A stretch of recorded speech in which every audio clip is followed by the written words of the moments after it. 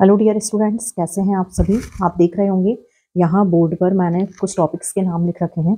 ये जेनेटिक्स का ही वीडियो है, कंटिन्यू सीरीज में जो रिवीजन वाली है। थोड़ा सा डिले हो गया वीडियो डालने में, तो देखिए आप, हमने मेंडल के लॉ, नॉन मेंडेलियन इनहेरिटेंस, उसके बाद में टेस्ट क्रॉस, बैक क्रॉस, ये सब दिख रखा था। अब जो नेक्स्ट टॉपिक है वो टॉपिक है क्रोमोसोम।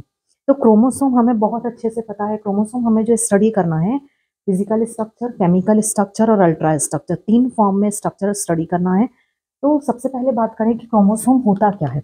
किसी भी एक सेल के अंदर जो न्यूक्लियस पाया जाता है, न्यूक्लियस में जो थ्रेड लाइक स्ट्रक्चर होते हैं पेयर के फॉर्म में, उन्हें हम क्या कहते हैं? क्रोमोसोम्स। हर एक स्पीशीज में क्रोमोसोम के नंबर अलग अलग होते हैं। जैसे यदि हम बात करें ह्यूमन में, तो ह्यूमन में जो क्रोमोसोम्स होते हैं वो 23 पेयर्स होते हैं, जिन्हें 2 पार्ट में डिवाइड किया गया है, ऑटोसोम और एलोसोम, जिसे सेक्स क्रोमोसोम के नाम से भी जाना जाता है। ऑटोसोम मतलब होगा 22 पेयर्स, जो all type of human being, चाहे मेल चाहे फीमेल, चाहे किसी पर्टिकुलर जगह की बात करें, हर एक में सेम होगा, जिसे हम कहते हैं ऑटोसोम 22 पेयर्स। बट यदि हम बात करें एलोसोम की, एलोसोम होता है 23 pair of chromosome, last pair, जिसमें मेल और फीमेल का फॉर्मेशन करने वाला या मेल और फीमेल के सेक्स को डिटरमाइन करने वाला जो क्रोमोसोम होता है उसे हम कहते हैं सेक्स क्रोमोसोम। मेल में यदि हम बात करें तो एक्स वाई, और फीमेल में बात करें तो एक्स एक्स। इतनी ये कहानी हो गई जनरल क्रोमोसोम की, जो आप 9th 10th 11th से पढ़ के आए हुए हैं। अब हमें देखना है कि क्रोमोसोम का स्ट्रक्चर जो होता है वो किस बेस पर कैसे डिवाइड किया गया, कि देखने पे बाहर से कैसा है, उसके मॉलिक्यूल्स कौन कौन से हैं, उसे और बारीकी से देखा जाए तो उसे क्या कहा जाता है या कैसा स्ट्रक्चर होता है। तो साइंटिस्ट के थ्रू क्रोमोसोम के 3 स्ट्रक्चर प्रोवाइड किए गए। पहला physical structure, second chemical structure और थर्ड अल्ट्रा स्ट्रक्चर। सबसे पहले हम फिजिकल स्ट्रक्चर की बात करेंगे। फिजिकल मतलब होगा जो बाहर से दिखाई देगा, कि देखने पर क्रोमोसोम का स्ट्रक्चर किस तरह से, उसे फिजिकल स्ट्रक्चर कहेंगे। बहुत ध्यान से समझिएगा ये जो नाम लिखे हुए हैं।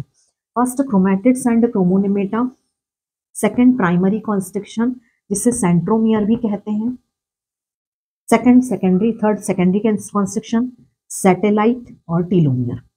अब यदि हम बात करें, आपको मैं क्रोमोसोम का स्ट्रक्चर बना करके बता रही हूँ जिसमें आपको सारे पार्ट्स क्लियर हो जाएंगे। क्रोमोसोम में ये पाई जाने वाली, जैसे यदि हम बात करें, ये वाली आर्म जो है वो क्रोमोसोम की है, और ये वाली आर्म जो है वो उसकी क्रोमैटिड्स की है। क्रोमैटिड मतलब क्रोमोसोम के जैसा ही हूबहू कॉपी जो क्रोमोसोम में लगी होती है, वो इसकी क्रोमैटिड कहलाती है। सबसे पहला है टर्म क्रोमैटिड्स एंड क्रोमोनेमेटा। तो ये जैसे आपने क्रोमोसोम का स्ट्रक्चर देखा, ये कंप्लीट एक क्रोमोसोम का स्ट्रक्चर है। इसमें ये कहलाता है क्रोमोसोम, इसमें ये है उसकी क्रोमैटिड्स, ये वाला पार्ट। अब हम बात करें क्रोमोनिमेटा, इसमें कौन सा पार्ट है? तो क्रोमोसोम के क्रोमैटिड में पाया जाने वाला थ्रेड लाइक स्ट्रक्चर, ये कहलाती है क्रोमोनिमेटा। बहुत पतली थ्रेड के जैसा स्ट्रक्चर होता है, जो क्रोमोसोम्स के नंबर को डिसाइड करने में भी हेल्प करता है, तो क्रोमोनिमेटा। अब बात करें प्राइमरी कॉन्स्ट्रिक्शन, जिस जगह पे दोनों क्रोमोसोम्स की आर्म आपस में जुड़ी हुई हैं, उसे कहा जाता है प्राइमरी कॉन्स्ट्रिक्शन। ये जगह जिसे आप देख पा रहे होंगे, इसे प्राइमरी कॉन्स्ट्रिक्शन या सेंट्रोमियर के नाम से जाना जाता है। प्राइमरी कॉन्स्ट्रिक्शन या सेंट्रोमियर। क्वेश्चन ये भी बनता है, how many type of chromosome on the basis of primary constriction और सेंट्रोमियर पोजीशन। तो सेंट्रोमियर की पोजीशन के अकॉर्डिंग क्रोमोसोम्स टोटल 4 टाइप के होते हैं। यहाँ पर मैं ये अभी साफ कर दे रही हूँ, जब हम यहाँ पहुंचेंगे तो हमें देख लेंगे अल्ट्रा स्ट्रक्चर, जिससे जगह मिल जाएगी थोड़ा सा। देखिए, प्राइमरी कॉन्स्ट्रिक्शन के आधार पर क्रोमोसोम जो 4 टाइप के होते हैं। सबसे पहला एसेंट्रिक, जिसमें एक आर्म एब्सेंट होती है, उसे हम कहते हैं एसेंट्रिक। सेकंड मेटासेंट्रिक, जिसमें सेंट्रोमियर सेंटर में होता है। तीसरा सब मेटासेंट्रिक, जिसकी एक आर्म छोटी और एक आर्म बड़ी होती है। और लास्ट टीलोसेंट्रिक, जिसमें एक आर्म बिल्कुल छोटी होगी, end of the position of chromosome. और लास्ट टीलोसेंट्रिक। तो मेटासेंट्रिक, एसेंट्रिक, सब मेटासेंट्रिक और टीलोसेंट्रिक, इस तरह से 4 टाइप के आपके क्रोमोसोम होते हैं प्राइमरी कॉन्स्ट्रिक्शन के अकॉर्डिंग। थर्ड पार्ट की बात करें तो हम बात करेंगे सेकेंडरी कॉन्स्ट्रिक्शन। कुछ स्पेशल टाइप के क्रोमोसोम्स होते हैं, यदि हम ह्यूमन बॉडी में बात करें, जिनमें क्रोमोसोम्स के अलावा, प्राइमरी कॉन्स्ट्रिक्शन के अलावा भी एक कॉन्स्ट्रिक्शन पाया जाता है। ये इस तरह से, ये जो कॉन्स्ट्रिक्शन है इसे सेकेंडरी कॉन्स्ट्रिक्शन कहते हैं। प्राइमरी है और ये हो जाता है सेकेंडरी कॉन्स्ट्रिक्शन। इसके अलावा ये जो नॉब लाइक स्ट्रक्चर होता है, जैसे पकड़ के खींचने वाली जो घुंडी होती है, नॉब लाइक स्ट्रक्चर, उस नॉब लाइक स्ट्रक्चर को कहा जाता है सैटेलाइट। याद रखिएगा, सैटेलाइट। ये सैटेलाइट का मतलब क्या होता है, तो हमें ये पता है हर क्रोमोसोम में डीएनए पाया जाता है, बट कुछ क्रोमोसोम ऐसे होते हैं जिनमें डीएनए प्रेजेंट नहीं होता है, तो ऐसे क्रोमोसोम को सेट डीएनए के नाम से जाना जाता है, और जिनमें ये सेट डीएनए प्रेजेंट होता है उनमें सैटेलाइट का फॉर्मेशन होता है। ह्यूमन बीइंग में टोटल 5 क्रोमोसोम के नंबर ऐसे होते हैं जिनमें सेट डीएनए पाया जाता है और सैटेलाइट का फॉर्मेशन होता है। तो इसके बाद अब हम बात करें टीलोमियर। टीलोमियर सबसे एंड ऑफ द पार्ट होता है क्रोमोसोम का, जहां पर कोई दूसरा क्रोमोसोम आकर के इससे जुड़ नहीं पाता है, उस पार्ट को जहां पर यह क्रोमोसोम एंड होता है उसे टीलोमियर कहा जाता है।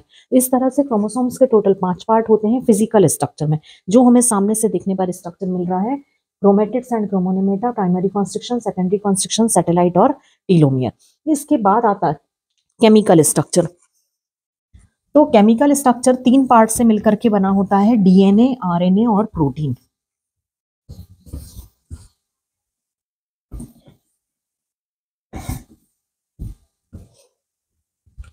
डीएनए, आरएनए और प्रोटीन।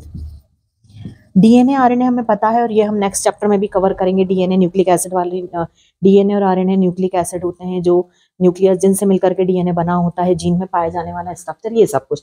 प्रोटीन जो यहाँ पर मेन इंपॉर्टेंट है, histone and non histone.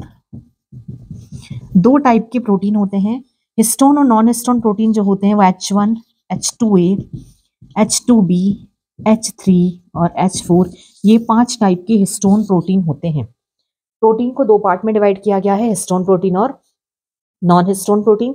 Histone protein 5 unit से मिलकर के बना हुआ होता है। इन्हीं यूनिट के बेस पर आपका आता है last ultra structure of chromosome. Ultra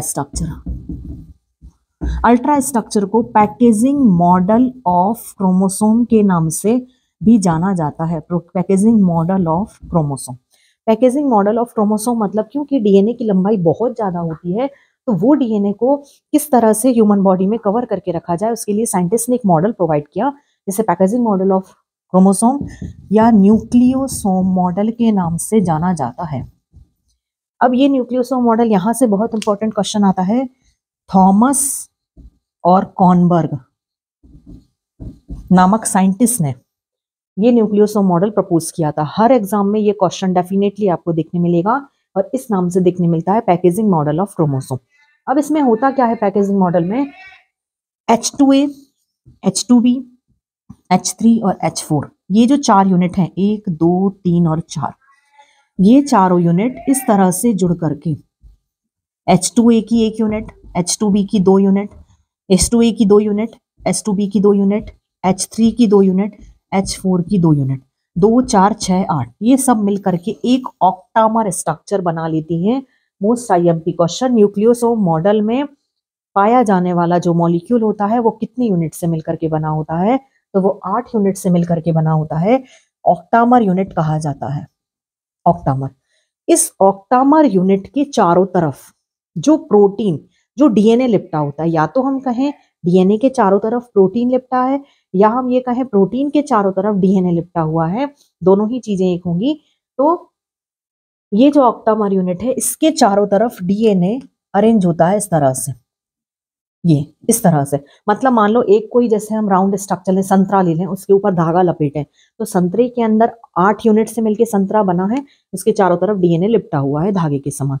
क्योंकि डीएनए जो होता है वो नेगेटिव चार्ज होता है और प्रोटीन जो होता है वो पॉजिटिव चार्ज होता है, इस कारण से दोनों अट्रैक्शन बॉन्ड के कारण आपस में जुड़े होते हैं। इस तरह से एक ऑक्टामर यूनिट ये हो गई, दूसरी ऑक्टामर यूनिट ये हो गई, दोनों के बीच की जो स्पेस होती है, इसको जोड़ने वाला जो डीएनए होता है वो डीएनए होता है H1 डीएनए, जिसे लिंकर डीएनए के नाम से भी जाना जाता है। Most IMP question, linker DNA. तो लिंकर डीएनए जो होता है वो H1 यूनिट होती है। ऑक्टामर यूनिट को 2 ऑक्टामर यूनिट के बीच में जो लिंक करने वाला डीएनए होता है, इस तरह से H2A, H2B, H3, H4, इसी तरह से यूनिट्स होती हैं डीएनए की और उनके चारों तरफ प्रोटीन लिपटा होता है। तो इस तरह से आपका क्रोमोसोम का physical structure, chemical structure, ultra structure complete होता है। इसके बाद हम बात करेंगे सेक्स डिटर्मिनेशन की, जिसके लिए मैं आपकी अगली वीडियो लेकर के आऊंगी। कहीं आपको डाउट होता है तो कमेंट सेक्शन में मैसेज करिए। और इसके जो ऑब्जेक्टिव क्वेश्चन मैंने बताए हैं, साइंटिस्ट के नाम, यूनिट के नाम, क्रोमेटिड्स, क्रोमोनिमेटा, इन्हें कॉपी में नोट डाउन करिए। कहीं भी आपको डाउट जाता है तो प्लीज मैसेज में कमेंट करिए और साथ में ही वीडियो को शेयर करें, चैनल को सब्सक्राइब करें और वीडियो लाइक करें। Thank you.